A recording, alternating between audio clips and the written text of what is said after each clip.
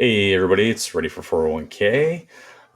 Just wanted to get another video out real quick. It's been a little bit, but the S&P, there's some unsettling uneasiness in the market right now, and uh, just wanted to reiterate and remind people to ensure you're hedging properly.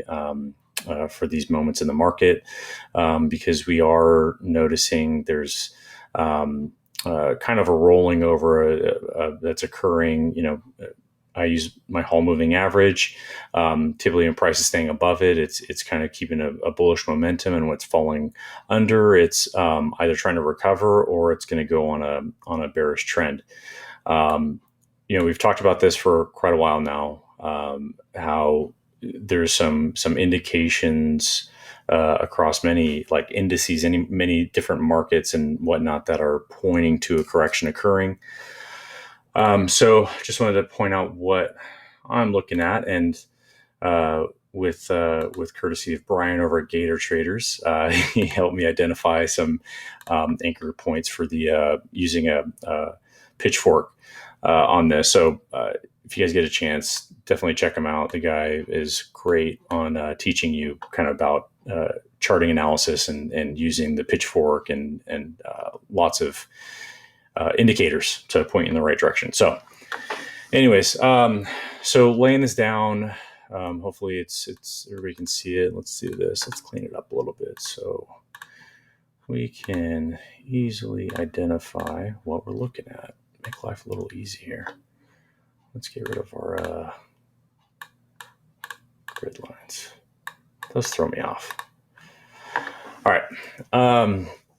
So what I'm looking at is we can see that there's these channels. So we talk about trend channels, right? So we can see these channels taking place. I'll even kind of choose something a little brighter here. Help us see that. This will kind of identify not only trend movement, but also kind of sentiment on the side of the fork that it's sitting on. So on the higher side, it tends to be more bullish. Lower side, a little more bearish. You can see rejection towards the middle, but we get confirmation along these lines. Now, what you can also do with these, let me show you this. You can grab these anchor points and identify additional trends, because it's something called confluence. So confluence in the market is when you get a converging of trend points, trend lines, and in some senses they can act like an amplifier to movement.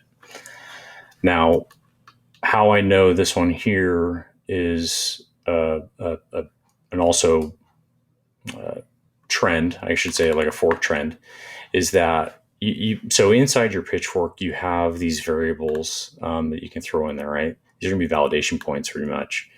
So you can see that if I throw in these kind of different measurements, I can see that I have validation here in my kind of trend of the fork that's going on, right?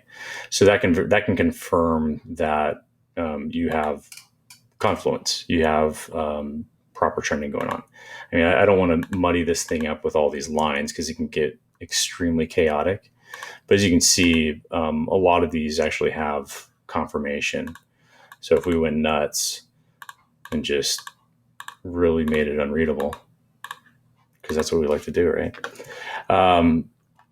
You can weed your way through here and see that pretty much every one of these lines has confirmation, but the only time that a trend line is confirmed is when you have multiple contacts on that line, multiple confirmations. That's what you really are looking for when you do these things. Okay, so just a quick little food for thought. So anyways, let's get this all back to where we were. Looks better. Anyways, so I can see confluence. We can see these, different trend variables that are relevant. I'll even throw this one in here real quick. I'll leave it alone. Never mind.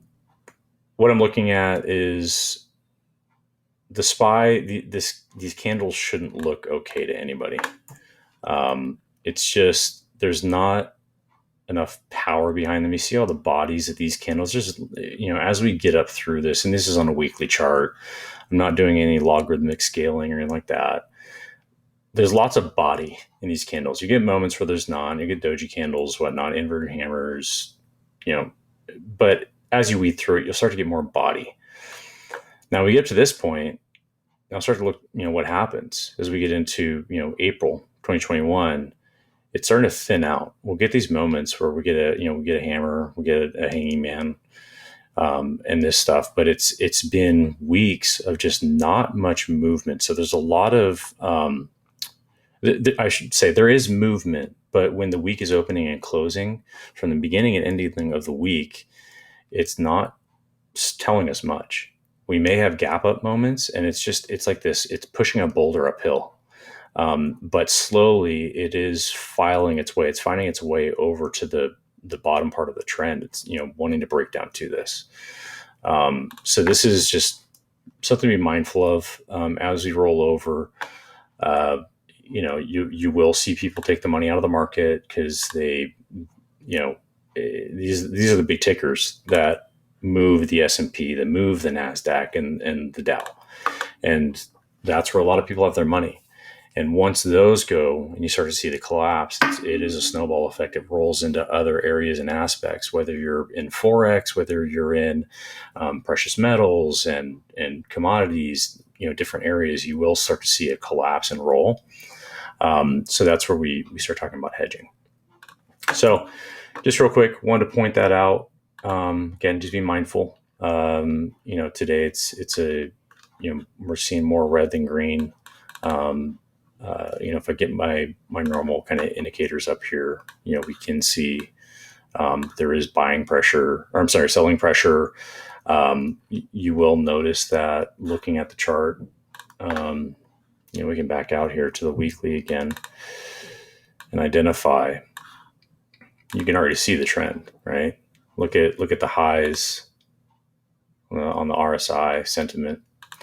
It breaks above it. Okay, it's fine. That happens occasionally, but you see it wants to get back down below it immediately. It's trying again, but it's not looking good. The other thing we can look at is this. You can also see confluence in the sentiment as well.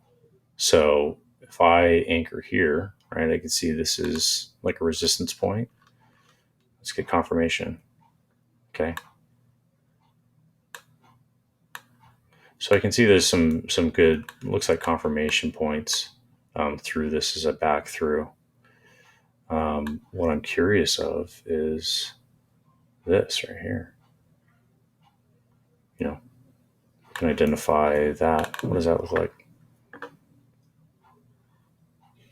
Yeah, we could get some confirmation to that. Could be off this high peak. And I apologize, I'm finagling, massaging while I'm sitting here. This is kind of what I do in a chart, right? So we can get, so you see confluence. So which points to like right now, this is any day we should see this start to kind of roll back down. And this is where we kind of get concerned, right? So look, we have another trend confirmation on this. And this is sentiment. I understand it's not price action, but it is a driver behind price action. We have kind of a little ribboning off in the MACD. This is, when you don't get the ebb and flow of the MACD of the buy sell fluctuations, it's a battle of uncertainty in the market. When it starts going like flat and waving like a flag, it's just you can't get parties to agree on where the price should go. But here's the thing, guys. Price is moving up, right? Sentiment is moving down. So that's bullish, right? It's bullish divergence or bearish divergence. So, so we'll see. We'll see what's going on. I don't know. It's a very confusing time for all of us. So guys, just be careful with it. I don't want to be losing money in the market here. I know a lot of you guys don't want to either. But anyways, that's it. I just want to point this out. It's intraday. Hopefully you guys are all doing well, having a great day. And as always, hedge wisely, play your safe bets, and we'll see you on the next one.